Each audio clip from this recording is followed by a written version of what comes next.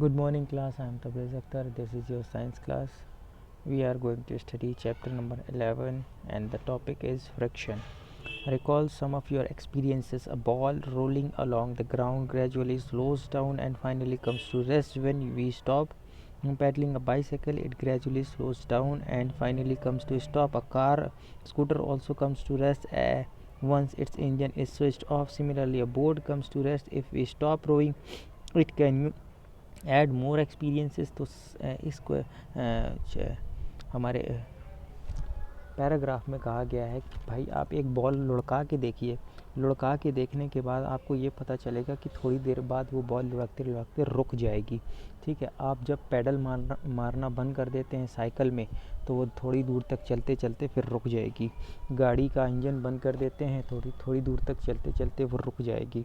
ठीक है, ऐसे ही बोट में जो होता है वो, अगर आप बोट में जो पैडल होते हैं अगर उसको आप बंद कर देंगे तो बोट भी आपकी धीरे धीरे रेस्ट पे आ जाएगी। तो आपने ये सारी चीज़ें देखा है कि अपने आप कोई चीज़ चलते चलते रुक जाती है। पहले आपने धक्का दिया तो थोड़ी दूर तक चली फिर रुक गई।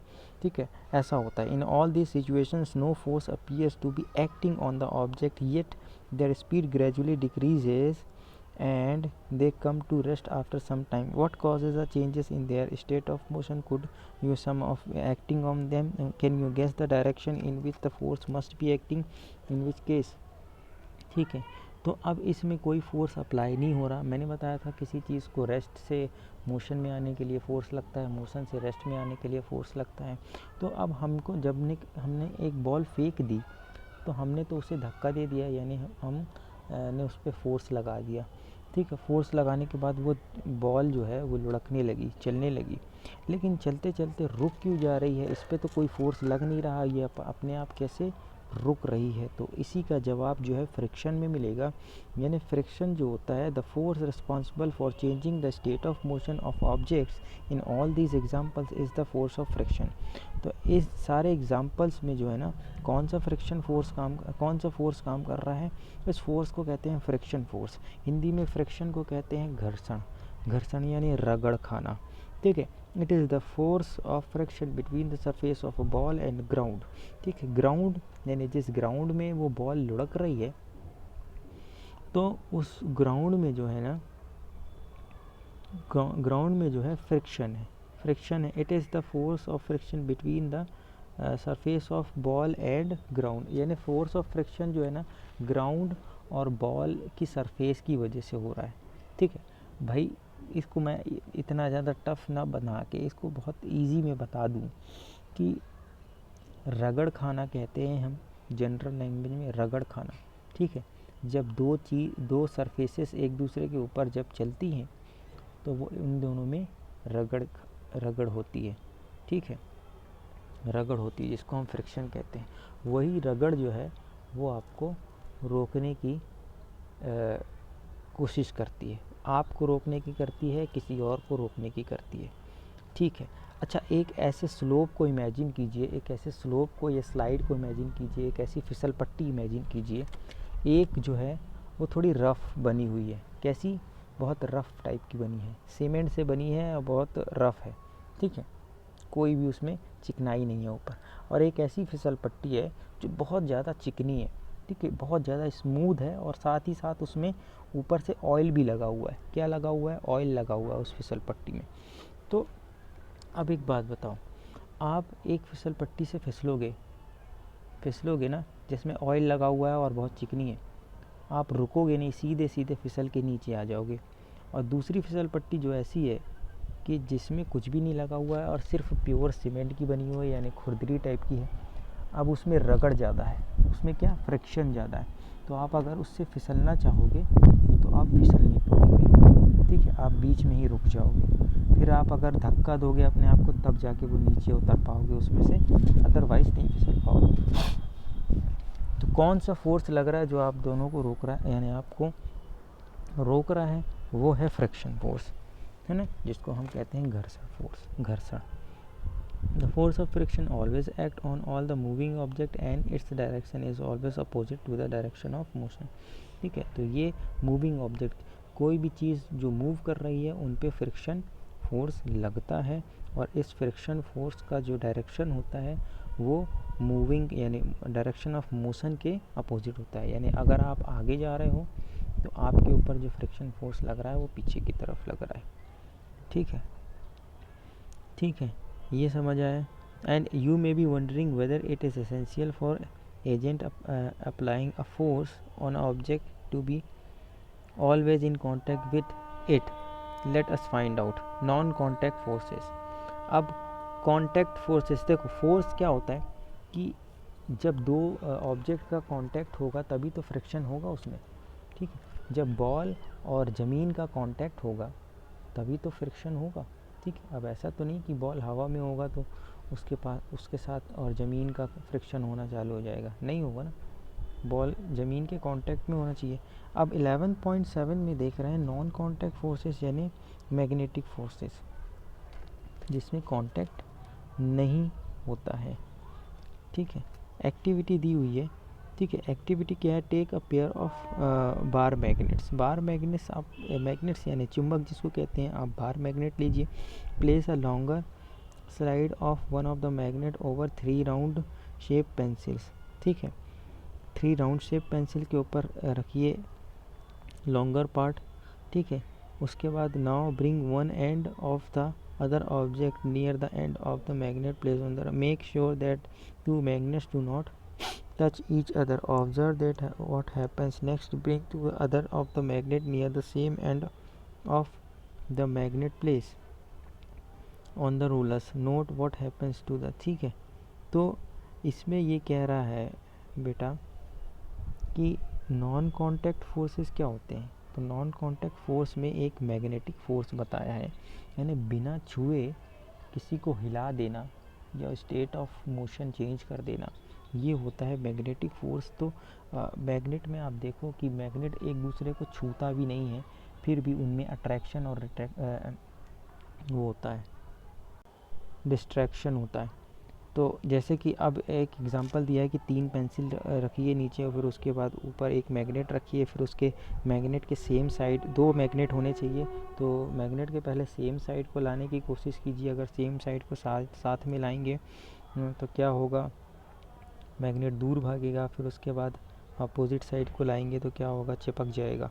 तो इस टाइप के आपको एक्सपेरिमेंट करने हैं, तो जिससे आपको पता चल जाएगा कि बिना छुए मैग्नेट के फिर भी मोशन चेंज हो रहा है दूसरे वाले मैग्नेट का, तो मैग्नेटिक फोर्स का आपको पता चलेगा। ठीक है, अब उसके बाद आते हैं does the magnet on the roller begin to move when other magnet is brought near the, it is always move in the direction of the approaching magnet. What do these observations suggest? Thus it means that some forces must be acting between the two magnets. You have learned in class 6 that like poles of two magnets repel each other and unlike poles attract each other. ठीक है, आपने class 6 में देखा होगा कि जो दो पोल होते हैं, एक नॉर्थ और एक साउथ। ठीक है, ऐसे ही मैग्नेट में नॉर्थ और साउथ 2 पोल होते हैं। ठीक है, तो उसमें क्या होता है कि आपने अब ये के देखा हो कि अनलाइक पोल्स जो होते हैं वो अट्रैक्ट करते हैं एक दूसरे को, और लाइक पोल्स यानी एक जैसे पोल्स जो हैं वो अपने एक दूसरे को रिपेल करते हैं यानी दूर भगाते हैं। ठीक है, अगर एन और एन अगर आप साथ लाना चाहोगे मैग्नेट के तो नहीं आएंगे, वो दूर भागेंगे एक दूसरे से, और अगर एन और एस जो लाओगे तो वो अट्रैक्ट हो जाएंगे यानी चिपक जाएंगे। अट्रैक्शन और repulsion between object can also be seen as another form of pull और पुश। ठीक है, ये भी एक टाइप का पुल और पुश है। Do you have bring a magnet in contact for observation force between them. A magnet can exert a force on another magnet without being in contact with it. तो हमने पता चला कि मैग्नेट जो है बिना कांटेक्ट के ही फोर्स अप्लाई कर देता है। The force exerted by magnet is an example of non contact force. तो ये एक एग्जांपल है नॉन कांटेक्ट फोर्स का जिसमें कांटेक्ट नहीं होता है। ठीक है, उसके बाद आते हैं इलेक्ट्रोस्टैटिक फोर्स। ठीक है, इलेक्ट्रोस्टैटिक फोर्स क्या होता है। इलेक्ट्रोस्टैटिक फोर्स होता है take a plastic straw and cut it into nearly 2 equal pieces. एक प्लास्टिक स्ट्रॉ लेना है, उसको 2 बराबर हिस्सों में तोड़ देना है या काट देना है। ठीक है, उसके बाद now hold the other piece of straw in your hand and rub its free end with a sheet of paper। ठीक है, तो एक आपको स्ट्रॉ लेना है, उसके एक तरफ को यानी एक साइड को किसी शीट ऑफ पेपर में रगड़ना है। And bring the rubbed end of the straw near the suspended straw, make sure that the two pieces do not touch each other।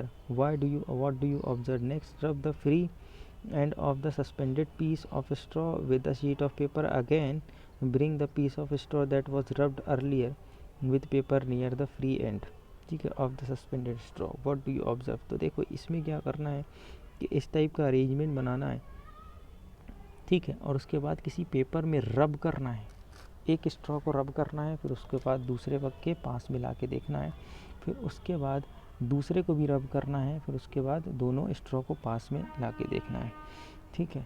तो इस टाइप का अरेंजमेंट जो कि साफ आपको इस डायग्राम में दिख रहा है, तो करने के बाद a straw is said to have acquired electrostatic charge, ठीक है, after it has been rubbed. जब कोई स्ट्रॉ रब किया गया तो उसमें क्या होता है, चार्ज आ जाते हैं। कौन से चार्ज? इलेक्ट्रोस्टैटिक चार्ज आ जाते हैं, ठीक है।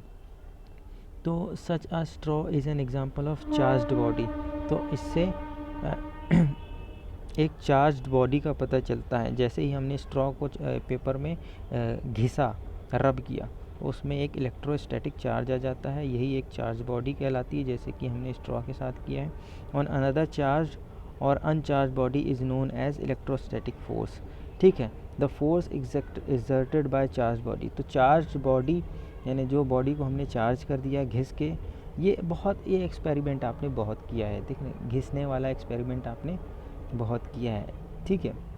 घिसोगे ना तो आप जो स्ट्रॉ को लटका रहे हो ना, वो स्ट्रॉ जो है ना दूसरी स्ट्रॉ के आगे यानी उसके तरफ खींची चली जाएगी, थोड़ा सा, ये बहुत थोड़ा सा दिखता है। कभी कभी हम कोई स्केल को घिस के, ये बहुत आपने किया होगा, आप अपने बाल के पास ले जाते हैं तो बाल जो हैं वो खड़े हो जाते हैं। तो ये सारी चीज़ जो है ना आपने की हुई है। और यही जो होता है चार्ज बॉडी जो है अनचार्ज बॉडी या चार्ज बॉडी के पास जाती है, तो उनमें क्या फोर्स लगता है, इसमें ये फोर्स कहलाता है electrostatic force. This bodies are not in contact, ये बॉडी जो कॉन्टैक्ट में नहीं होती हैं। The electrostatic force therefore is another example of non contact. तो ये भी एक दूसरा एग्जांपल है नॉन कॉन्टैक्ट फोर्स का, ठीक है। अब आते हैं ग्रेविटेशनल फोर्स, ठीक है। ग्रेविटेशनल फोर्स यानी अब ये हमारा धरती से यानी अर्थ से रिलेटेड होगा, ठीक है। When the coin is held in your hand it is at as soon as it is released it begins to move downwards. देखो कोई भी चीज़ होती है, वो चीज़ जो है ना वो नीचे ही गिरती है, ठीक है। कोई भी चीज़ होती है वो नीचे ही गिरती है। एक सिक्का ऊपर की तरफ उछालोगे, फिर ऊपर जाएगा कुछ दूर तक, तो ऊपर जाएगा वापस से, फिर नीचे आके गिर जाएगा। कोई भी चीज़ आप ऊपर फेंक के देखोगे नीचे ही गिरती है। तो कभी आपने ये सोचा है कि जो भी चीज़ ऊपर फेंकी जाती है वो नीचे क्यों गिरती है? कभी ऐसा क्यों नहीं हुआ कि हम फेंके ऊपर और वो ऊपर ही चली जाए, वापस ना आए, है ना? या तो फिर कभी हम कोई चीज़ ऊपर फेंके और वो ऊपर रुक जाए, अटक जाए, नीचे ना गिरे, लेकिन हर बार हर चीज़ गिर जाती है। तो यहीं से हमारा क्या चालू होता है, यहीं से हमारा फंडा चालू होता है ग्रेविटेशनल फोर्स का और इसको समझने का, ठीक है। अब क्या होता है, ऑब्जेक्ट और things fall downwards the earth because it pools them, ठीक है। This force is called force of gravity और जस्ट ग्रेविटी, ठीक है। कोई भी चीज़ नीचे की तरफ गिरती है यानी धरती की तरफ गिरती है क्योंकि धरती उसको खींच रही है, धरती उसको खींच रही है। एक फोर्स लग रहा है नीचे से, धरती से, ग्राउंड से, ठीक है, ठीक, जो कि हर चीज़ पे लगता है, ठीक है, जो कि अर्थ में है, जो इस दुनिया में है। इसीलिए कोई भी चीज़ ऊपर जाती है तो वो नीचे आके गिरती है। Things fall towards the earth, ठीक है। तो इसी को कहते हैं फोर्स ऑफ ग्रेविटी या फिर जस्ट ग्रेविटी कहते हैं। This is the attractive force है यानी खींचने वाला है। The force of gravity acts on all objects, the force of gravity acts on all of us all the time without our being aware of it. ये तो सब पे लग रहा है और हर टाइम लग रहा है, ऐसा नहीं हो रहा है कि कभी नहीं लग रहा हो, ठीक है। जिस दिन किसी के भी ऊपर ये फोर्स ऑफ ग्रेविटी लगना बंद हो जाएगा तो आप धरती पे खड़े नहीं रहेंगे, आप हवा में तैरने लगेंगे, अपने आप। ठीक है, ठीक है, आप धरती पे खड़े हो पा रहे हैं क्योंकि नीचे से धरती आपको खींच रही है। अगर ना खींच रही होती तो आप उड़ने नहीं लगते, है कि नहीं? जैसे कि स्पेस में होता है, स्पेस में कोई फोर्स नहीं होता, फोर्स ऑफ ग्रेविटी नहीं होती, स्पेस में फोर्स ऑफ ग्रेविटी नहीं होती, इसीलिए वहाँ पे कोई खड़ा नहीं हो सकता, वहाँ पे हम फ्लोट करते रहते, तैरते रहते। ठीक है, ये हो गया। अब gravity is on the property of the earth alone. In fact, every object in the universe, whether small or large, exerts a force on every other object. This force is known as the gravitational force. ठीक है, gravity is not a property of earth alone. सिर्फ अर्थ की property नहीं है gravity. Gravity सिर्फ अर्थ की property नहीं है कि सिर्फ हमारी इस दुनिया में ग्रेविटी जैसी चीज़ और कहीं भी नहीं है। ठीक है, यहाँ कहा ही गया है कि हर एक ऑब्जेक्ट अपने से दूसरे ऑब्जेक्ट को जो है ना अट्रैक्ट करता है। हर एक ऑब्जेक्ट दूसरे ऑब्जेक्ट को अट्रैक्ट करता है। ठीक है, हमारा प्लैनेट और हमारा प्लैनेट यानी अर्थ और हमारा जो चंद्रमा है यानी इसको हम कह रहे हैं मून, इन दोनों के बीच में भी अट्रैक्शन है। ठीक है, और दो ग्रहों के बीच में भी अट्रैक्शन है, दो प्लैनेट के बीच में भी अट्रैक्शन। तो हर एक ऑब्जेक्ट एक दूसरे को अट्रैक्ट करता है, इसी को हम कहते हैं ग्रेविटेशनल फोर्स। अब आते हैं प्रेशर में, किस में आ रहे हैं? प्रेशर में आ रहे हैं। You have learned in class 7 that strong winds during a storm और cyclone can blow away even the roof tops. You also learn that winds and cyclones are caused by the differences in air pressure. तो आपने देखा होगा कि storm और strong wind की वजह से क्या होता है कि घर के छप्पर भी उड़ जाते हैं। एक जनरल लैंग्वेज में बता रहा हूँ, छप्पर उड़ जाते हैं यानी छत उड़ जाती है। ठीक है, आपने देखा होगा कि बहुत बड़े बड़े साइक्लोन आते हैं, ये पढ़ा हुआ है आपने। ठीक है, ये किस वजह से होता है? डिफरेंस होता है, एयर का प्रेशर के डिफरेंस होता है, इसी वजह से ये सारे आते हैं। ठीक है, is there any relation between pressure and force? तो क्या प्रेशर और फोर्स में कोई रिलेशन है? Let us find out. Try to push a nail into a wooden plank by its head. ठीक है, did you succeed? Try now push the nail by the pointed end. Could you find it this time? ठीक है, अब head के द्वारा आप देखो, nail जानते हो, उसमें एक नेल जो होता है उसमें एक तरफ हेड होता है और एक तरफ जो है पॉइंटेड एंड होता है। ठीक है, तो try now to push the nail by the pointed end, could you succeed this time? तो अगर आप उसको उल्टी ठोकने की कोशिश करो, उल्टी यानी हेड जो हो वो नीचे हो। ठीक है, अब लकड़ी में को ठोकने की कोशिश करो, क्या ठुक रहा है? या फिर अब अगर पॉइंटेड एंड को मतलब सीधा कर लो यानी पॉइंटेड एंड को नीचे कर लो, तो क्या आप ठोक पा रहे हैं उसको? Try cutting vegetables with a blunt knife and then with a sharp knife. अब कोई वेजिटेबल काटने की कोशिश करो ऐसी नाइफ से जिसमें बिल्कुल भी धार ना हो, एकदम फ्लैट हो, और एक में बहुत धार हो। ठीक है, तो इजी कौन सा होगा? जिसमें धार ज़्यादा होगी। Do you get the feeling that the area over which the force is applied plays a role in making these tasks easier? For example, a pointed end of the nail, the force acting on a unit area of a surface is called pressure. ठीक है, तो आपको ये पता चलेगा इससे कि force जो है कितने एरिया पे लग रहा है। जैसे हमने नेल की बात की, एक कील की बात की, तो कील में जब हम ठोक रहे हैं हैमर से, ठीक है, तो क्या हो रहा है कि फोर्स कहाँ लग रहा है? किस जगह पे लग रहा है? ठीक है, अगर हम हेड पे कर रहे हैं तो नेल के हेड पे लग रहा है फोर्स, तो उसका एरिया पता करना पड़ेगा। ठीक है, और अगर उल्टी कील ठोक रहे हैं तो अब उसके नोक पे लग रहा है प्रेशर, अब प्रेशर जो है उसकी नोक पे लग रहा है।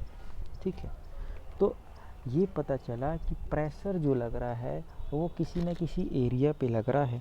तो अब सॉरी फोर्स जो लग रहा है किसी न किसी एरिया पे लग रहा है ना। जैसे कि हम खिल्ला ठोक रहे हैं तो हम हथौड़ी मार रहे हैं, तो हथौड़ी जो है ये हम मारना हमारा फोर्स हो गया। और प्रेशर लग रहा है तो कितने एरिया पे लग रहा है, नेल पे लग रहा है, नेल यानी खिल्ले पे लग रहा है, और उसके ऊपर के एरिया पे लग रहा है। ठीक है, तो यही चीज़ मैं बताना चाहता हूँ कि प्रेशर जो हो गया वो प्रेशर क्या हो गया, प्रेशर जो हो गया force upon area on which it acts हो गया। प्रेशर का फॉर्मूला हो गया, यानी प्रेशर का मतलब हो गया कि pressure equal to force upon area on which it acts. ठीक है, the force acting on a unit area of a surface is called pressure. किसी एक यूनिट एरिया में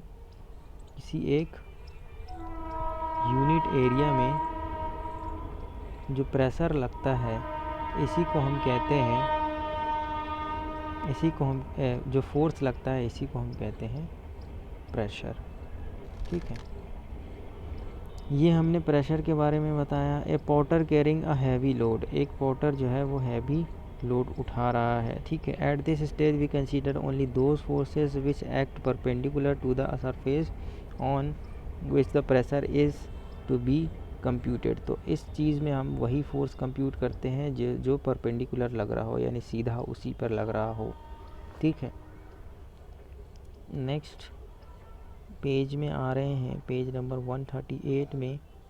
ठीक है, 138 पेज जो कह रहा है वो क्या कह रहा है कि note that the area is in the denominator in the above expression, so the smaller the area larger the pressure on a surface or the same force.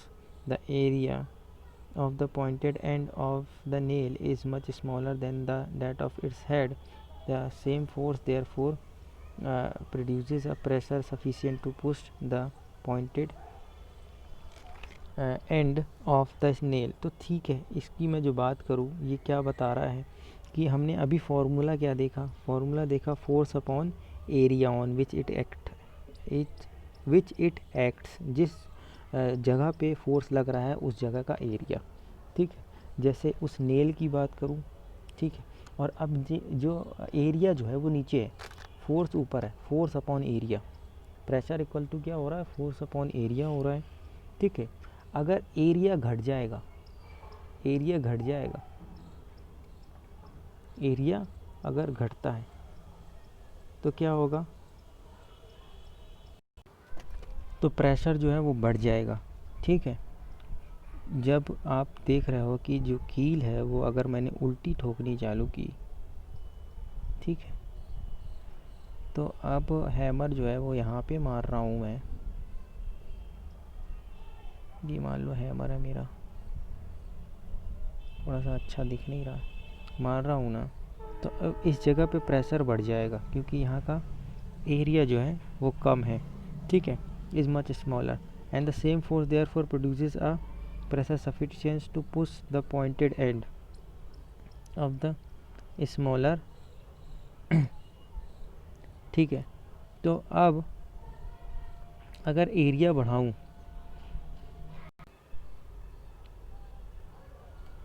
the same force therefore produces a pressure sufficient to push the pointed end of the nail।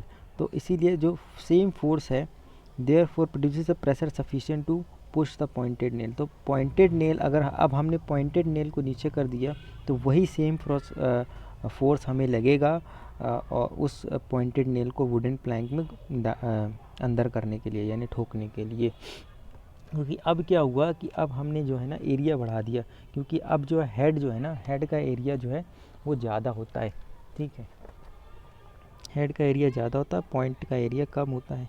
ठीक है, तो can you explain now why shoulder bags are provided with the broad strap and not thin strap.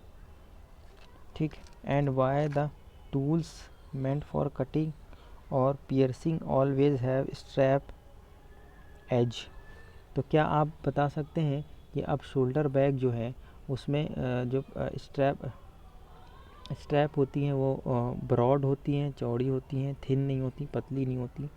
ठीक है, जो shoulder bag हम लेके जाते हैं। And why the tools meant for cutting and piercing always have sharp edges, और आपके पास जो कटिंग और पियर्सिंग वाले टूल्स होते हैं, छीलने और काटने वाले, उनकी जो एज होती है वो क्यों शार्प होती है, ठीक है। तो एरिया अगर कम किया जाए उसका तो प्रेशर ज़्यादा हो जाता है। तो ठीक है, इसी तरीके से ये जो हमने पॉइंटेड एंड को अगर ऐसे रख दिया, ठीक है, तो यहाँ का एरिया कम हो गया, यहाँ का एरिया कम हो गया। अब ये लकड़ी लगी है, ये लकड़ी है जिसमें ठोकना है, तो अब यहाँ पे प्रेशर ज़्यादा हो गया क्योंकि इसका एरिया कम हो गया। तो अब ये जल्दी आसानी से अंदर इस लकड़ी में ठोक सकते हैं। Pressure exerted by liquid and gases. अब प्रेशर जो है लिक्विड और गैसेस से कौन कौन से प्रेशर एक्सर्ट होते हैं। Take a transparent glass tube. तो अब लिक्विड में प्रेशर कैसा कैसा हो सकता है, इस एक्टिविटी 11.8 को मैं आपको बता देता हूँ शॉर्ट में कि क्या करना है। आपको ट्यूब लेना है, ट्यूब लेने के बाद जो है उसमें एक में कम पानी डालना है, पहले पानी नहीं डालना है। 2 ट्यूब ले रहे हैं आप। अब दोनों ट्यूब का जो है ना नीचे का एंड जो है रबर से कवर कर दीजिए, किसी रबर को, ठीक है, बांध दीजिए नीचे से और पैक कर दीजिए किसी रबर की चीज़ से, ठीक है। अब उसके बाद क्या करना है, एक में कम पानी डालना है, एक में ज़्यादा पानी डालना है। फिर आप नीचे का जो रबर आपने बांधी हुई थी इसको ऑब्ज़र्व कीजिए कि कौन सी ज़्यादा फूल गई है, कौन सी कम है, ठीक है। तो इससे पता चलेगा कि एक पानी जो है जो हमने भरा हुआ है वो भी प्रेशर डाल रहा है, जिसकी वजह से ये नीचे की तरफ खिंच रही है और इसमें थोड़ा पानी भर रहा है, ठीक है। तो ये प्रेशर एक्सर्टेड बाय वाटर हमें पता चला इससे। एक्टिविटी 11.9 भी इसी से रिलेटेड है, ठीक है। तो इसमें क्या करना है, इस टाइप का अरेंजमेंट बनाना है। अब इस वाले एक्सपेरिमेंट में तो क्या करना है, एक आपको प्लास्टिक बोतल लेना है, उसमें एक ट्यूब लगा देना है नीचे, ठीक है। ट्यूब लगाने के बाद में साइड में आपको क्या करना है, एक रबर बांध देनी है। फिर उसके बाद जब पानी आपने भरा हुआ इसमें पानी भर दीजिए। अब पानी भरने के बाद आप देखिए कि क्या ये आपने रबर यहाँ बांध रखी थी वो फूल रही है कि नहीं फूल रही है। फूल रही है इसका मतलब कोई ना कोई प्रेशर जो है पानी की वजह से वहाँ पे लग रहा है ना। और अगर इससे आपको पता चलता है तो ठीक है, नहीं तो 11.10 में भी एक आपको एक्सपेरिमेंट करना है कि अब जो है बॉटल जो है नीचे से आपको कुछ छेद करने हैं और पानी भरने के बाद आपको ये पता चलेगा कि जितने भी छेद किए, 4 छेद किए हैं जो, उसमें से चारों में से जो है पानी आ रहा है, एकदम बराबर अमाउंट में पानी आ रहा है। अगर आपने जो होल किया है वो एकदम इक्वल किया है यानी बराबर किया हुआ है तो ठीक है। तो इससे हमें पता चल रहा है कि प्रेशर जो है ना वो साइड पे भी लगता है, वॉल पे भी लगता है। वॉल्स ऑफ द कंटेनर, किसी भी कंटेनर के वॉल में भी प्रेशर लगता है। Can you now say that liquid exert pressure on the walls of the container. तो क्या आप कह सकते हैं कि लिक्विड जो है प्रेशर डाल रही है वॉल्स के ऊपर भी, कंटेनर के किसी वॉल पर भी। क्या do gases also exert pressure, do they also exert pressure on the walls of their container. क्या गैस भी प्रेशर एक्सर्ट करती है अपने कंटेनर पे जिसमें भी वो रखी होती है। When you inflate a balloon why do you have to close its mouth. What happen when you open the mouth of the inflated balloon. Suppose you have a balloon which has holes, would you be able to inflate it. तो क्या है कि जब भी आप किसी balloon को फुलाते हैं तो फुलाने के बाद उसके माउथ को आप टाइट क्यों कर देते हैं, क्लोज़ क्यों कर देते हैं, ठीक है। क्या होगा अगर आप वो बलून, किसी उस बलून में कहीं ना कहीं होल होगा और आप अगर अब उसको फुलाना चाहो तो क्या वो फूल जाएगा, ठीक है। Can we say that air exert pressure in all direction. तो क्या हम ये कह सकते हैं कि एयर भी प्रेशर एक्सर्ट करती है सारे डायरेक्शन में, ठीक है। क्योंकि अगर फूला हुआ बलून में अगर ज़रा सा भी आप एक पिन भी डाल देंगे, है ना, तो क्या हो जाएगा, उसकी सारी हवा बाहर आ जाएगी। समझ आई बात। Do you recall that what happens the air in the bicycle tube when it has puncture, जब बाइसाइकिल की एयर पंचर होती है तो क्या होता है आपको पता है? So the gases to exert pressure on the walls of their container, तो गैसेस भी जो है ना वो अपने कंटेनर में प्रेशर लगाती है, डालती है। एटमॉस्फेरिक प्रेशर, अब आते हैं एटमॉस्फेयर के प्रेशर में, ठीक है। एटमॉस्फेयर का प्रेशर क्या होता है? देखिए, you know that there is a air all around us, हमारे आसपास सब जगह एयर है। This envelope of air is known as the atmosphere, जो एनवेलप ऑफ एयर जो है ना वही कहलाता है, ये आपका एटमॉस्फेयर कहलाता है, ठीक है। And the atmospheric air extend up to many kilometres above the surface of the earth, तो यही एटमॉस्फेरिक एयर जो है ना वो बहुत फैली हुई है चारों तरफ, सरफेस ऑफ द अर्थ के सरफेस के ऊपर, एंड कई किलोमीटर में है, ठीक है। The pressure exerted by this air is known as atmospheric pressure, और यही प्रेशर जो इन एयर के द्वारा लग रहा है, जो फैली हुई है, जो हमें घेरे हुए हैं अर्थ को चारों तरफ से, यही एटमॉस्फेरिक प्रेशर कहलाता है। और ये एटमॉस्फेरिक प्रेशर सारी चीज़ों पे लग रहा है भाई। ऊपर हवा है, ठीक है, मैं कह रहा हूँ ना कि ये हवाएं जो हैं वो हमें एक एनवलप की तरह घेर रखी हैं, तो इनका भी तो कोई ना कोई प्रेशर ही है, ठीक है। ये प्रेशर डाल रही है ना, नीचे की जो भी चीज़ है उन पर प्रेशर डाल रही है, ठीक है, ठीक है। If we imagine a unit area, a very long cylinder standing on it filled with air, then the force of gravity on the air is this cylinder is the atmospheric pressure, ठीक है।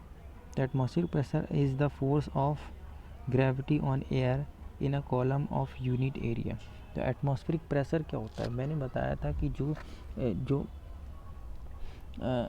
जो भी चीज़ होगी अर्थ में उसके ऊपर एक force लगेगा नीचे की तरफ खिंचाव का, जिसको हम कहते हैं ग्रेविटी, ठीक है।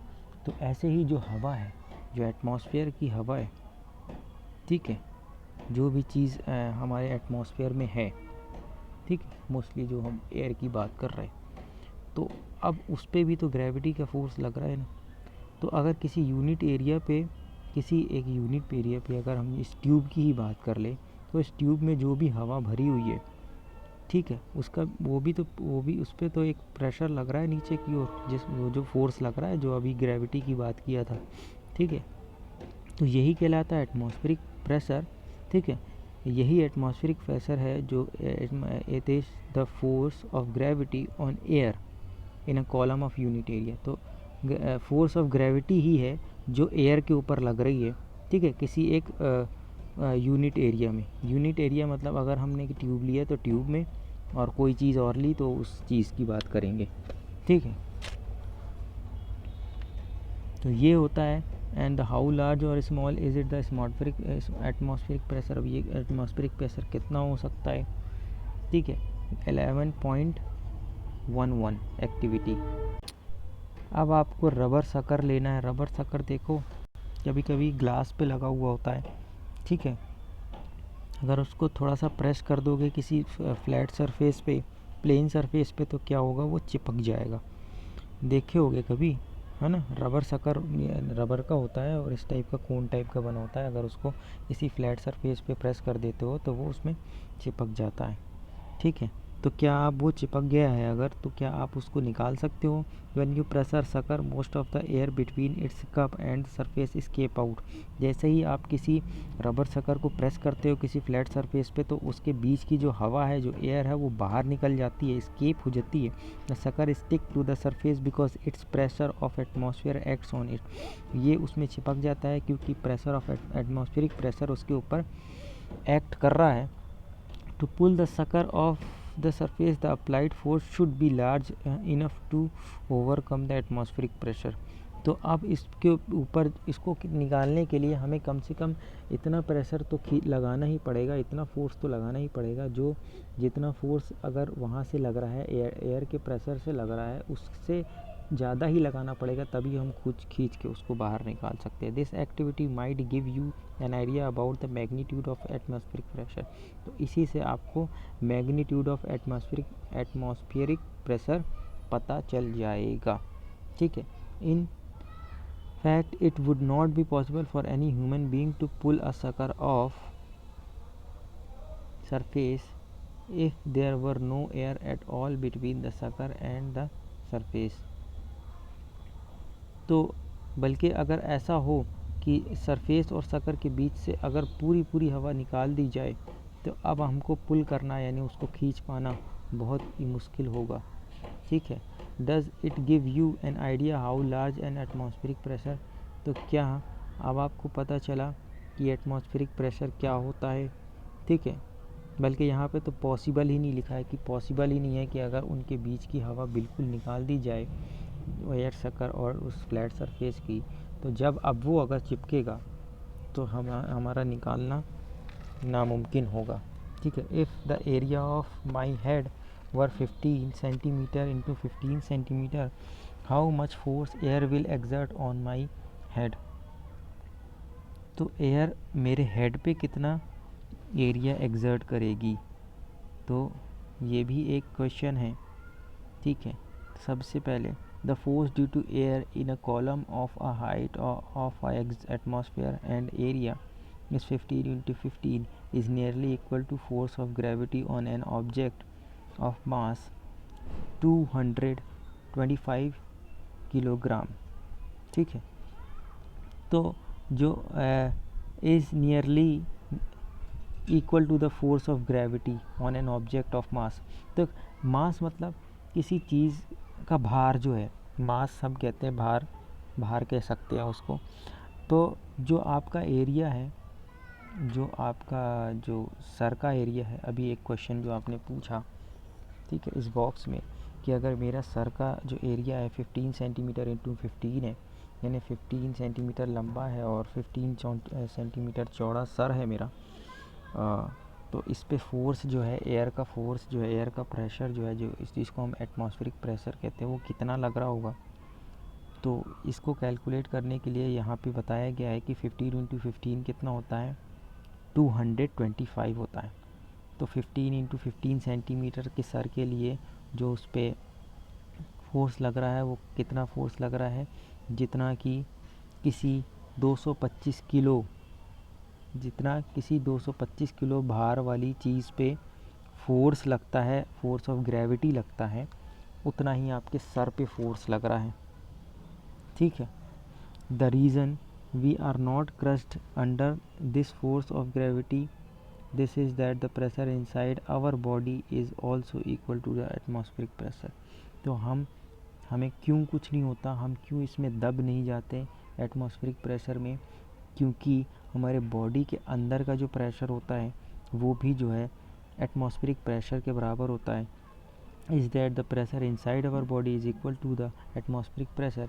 इसीलिए ये जो है हमें बैलेंस रखता है और हम एटमॉस्फेरिक प्रेशर से दब नहीं जाते, दबते नहीं हैं. ठीक है. तो बात समझ में आई. ये कुछ आपको साइंस जो है थोड़ा सा अगर टफ़ लग रही होगी तो आपको ये टर्म्स जो है बार बार सुनने में आएंगे और धीरे धीरे आपको समझ आ जाएगी ये बातें. ठीक है. कि प्रेशर जो है क्या होता है, एटमॉस्फेरिक प्रेशर जो है क्या होता है. ठीक है. यहाँ पे बताया गया है कि एटमॉस्फेरिक प्रेशर जो है तो बहुत होता है, कम नहीं होता है. ठीक है. लेकिन हमारी बॉडी उसको झेल रही है क्योंकि हमारे इनसाइड बॉडी का भी प्रेशर भी है, वो भी एटमॉस्फेरिक प्रेशर के बराबर है. इसीलिए ये दोनों एक दूसरे से लड़ते हैं और इन दोनों को जब दोनों की बराबर पावर है तो ये एक दूसरे को नेगलेक्ट कर देते हैं, यानी ज़ीरो कर देते हैं. इसीलिए हमें कुछ नहीं होता है. ठीक है. Did you know. अब लास्ट वाला ये आपका टॉपिक है Otto von Guericke, a German scientist of the 17th century, invented a pump to extract air out of a vessel. ठीक है. With the help of this pump, he demonstrated dramatically the force of air pressure. ठीक है. तो एक Otto von थे. ठीक है.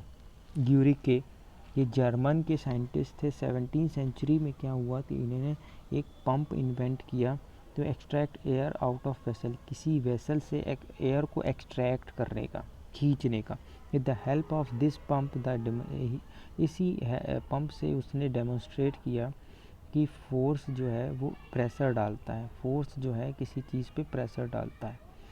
He joined two hollow metallic spherical spheres of 51 centimetre diameter, उसने दो हॉलो स्फेरिकल यानी कुछ इस टाइप का अरेंजमेंट किया। देखो ये लगा हुआ है, यानी हॉलो स्फेयर यानी बॉल को काट देंगे, अगर आधी काटे तो क्या हो जाता है, वो हेमीस्फेयर हो जाता है, यानी आधा टुकड़ा हो जाता है बॉल का। ठीक है, स्पेयर मतलब पूरा बॉल।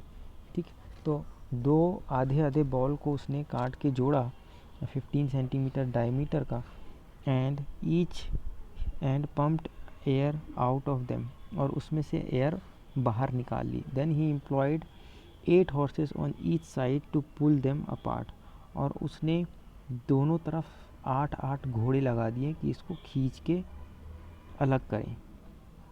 ठीक है, so great force of air pressure that he the hemispheres could not be pulled apart. तो ठीक है, इतना ज़्यादा फोर्स लगाने के बाद भी ये जो बॉल थी वो अलग नहीं हो पाई। ठीक है, उसने किया क्या था कि पंप से इसके अंदर की हवा निकाल दी थी।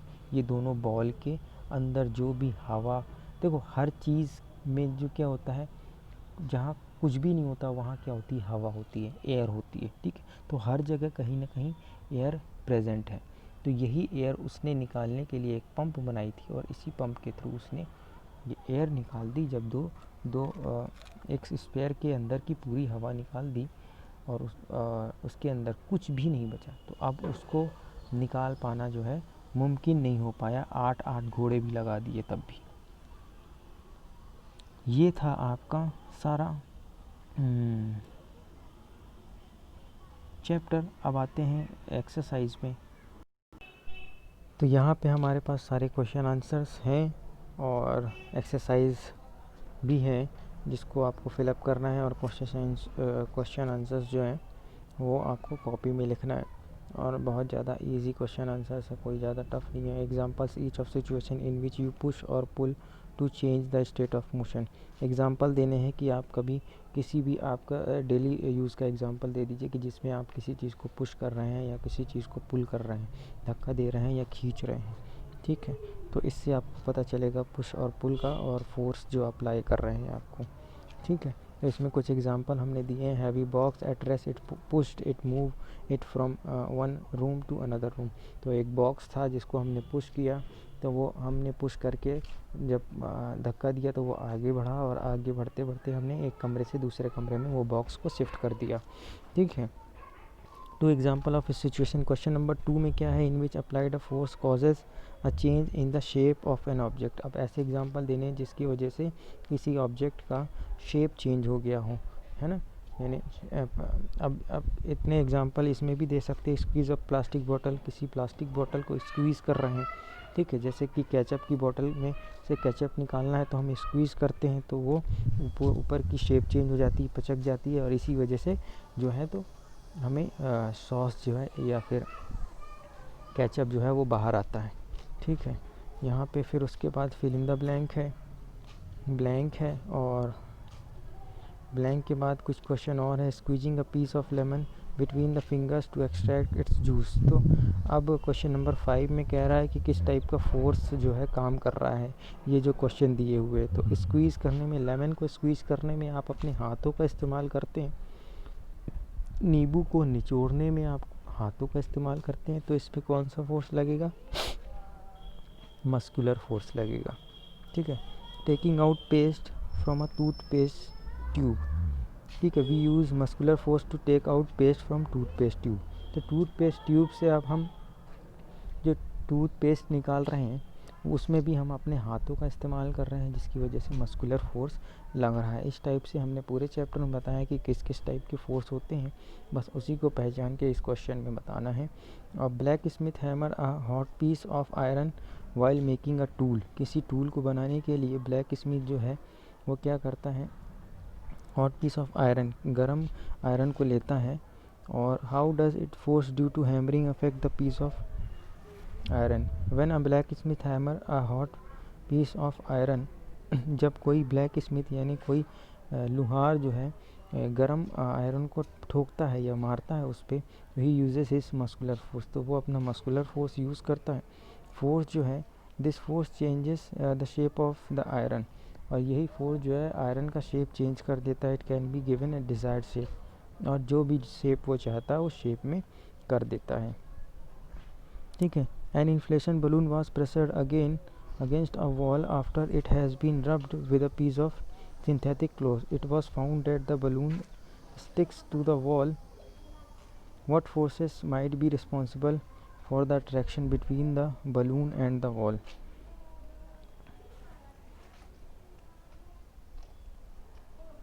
ठीक है। On rubbing an inflated balloon with a piece of synthetic cloth, it becomes charged. जब किसी बलून को किसी क्लोथ में हम रगड़ते हैं, रब करते हैं, तो वो चार्ज हो जाता है, जो कि हमने अभी पढ़ा था। उसके बाद चार्ज होने की वजह से जो है ये चिपक जाता है बलून में। When its charge it is pressed again a wall, it sticks to a wall. जब भी इसको वॉल के पास ले गए तो ये वॉल में ऐसा लगता है कि चिपक गया हो। यही फोर्स जो है वो कहलाता है इलेक्ट्रोस्टैटिक फोर्स। क्वेश्चन नंबर 8 में है, name the forces acting on plastic bucket containing water held above the ground level in your hand. We make use of muscular force to hold a bucket of water above the ground. किसी बाल्टी को उठाते हैं तो हम muscular force का use करते हैं। Against the force of gravity, तो हमारा जो मस्कुलर फोर्स है वो फोर्स ऑफ ग्रेविटी के अगेंस्ट काम करता है। क्यों? क्योंकि देखो हर चीज़ जो है, ग्रेविटी हर चीज़ को नीचे ले जाने की कोशिश करती है, और हम उस बाल्टी को ऊपर उठा रहे हैं, तो हम फोर्स ऑफ ग्रेविटी के अगेंस्ट हो रहे हैं कि नहीं हो रहे हैं? ठीक है, हो रहे हैं। ठीक है। और that pulls the bucket towards the ground. The two forces are equal in magnitude out but opposite in direction, therefore the net force on the bucket is zero, hence there is no change in its state of motion. ठीक है। तो हम उस बाल्टी को तभी उठा पाएंगे जब हम नीचे ग्रेविटी वाला फोर्स जो है, ग्रेविटेशनल फोर्स जो लग रहा है नीचे की तरफ, उस फोर्स से ज़्यादा फोर्स लगाएंगे। यानी मस्कुलर फोर्स अगर हमारा ज़्यादा लगेगा ग्रेविटी से, तभी हम उस बाल्टी को उठा पाएंगे। अगर उसके बराबर लगेगा तो क्या होगा कि वो जो चीज़ है वो अपनी जिस पोजीशन में है उसी पोजीशन में रहेगी। ठीक है। और कम लगेगा तो भी नहीं उठा पाएंगे। ठीक है। तो जाहिर सी बात है, अगर जैसे कि किसी एक बॉक्स को दो बच्चे धक्का दे रहे हैं, एक दूसरी तरफ से दे रहा है और एक इस तरफ से दे रहा है, और दोनों धक्का देंगे और दोनों बराबर धक्का दे रहे हैं। हाँ, मान लीजिए 10 न्यूटन का फोर्स एक तरफ से लगा रहा है बच्चा और दूसरी तरफ से भी 10 न्यूटन लगा रहा है, तो वो बॉक्स हिलेगा ही नहीं, ना इस तरफ जाएगा ना उस तरफ जाएगा। अब rocket has been fired upward, launch satellites on orbit. Name the two forces acting on the rocket. The two forces acting on the rocket are the force of gravity, which pulls the rocket towards the ground, and the force of friction due to Earth's atmosphere. ठीक है। तो किसी rocket को जो ऊपर की तरफ जा रही है उस पर कौन कौन से फोर्स लग रहे हैं? तो एक तो एटमॉस्फेयर का फोर्स लग रहा है, मैंने बताया था कि हर चीज़ पे लगता है जो धरती पे होती है, और दूसरा ग्रेविटी लग रही है, जो कि ग्रेविटी भी सारी चीज़ पे लगती है। हाँ, तो दो फोर्स रॉकेट पे लगेंगे। क्वेश्चन नंबर 10 में pressure of water, gravity of earth और एटमॉस्फेरिक प्रेशर। ठीक है। तो ये क्वेश्चन है, इसका आंसर हमें सेलेक्ट करना है, तो इसका आंसर डी होगा, the rise of water in the dropper. ठीक है। तो ये आप सारे क्वेश्चन आंसर कर लीजिए। ये लास्ट वाला जो है select choose the correct option वाला टाइप का है। ठीक है। Thank you.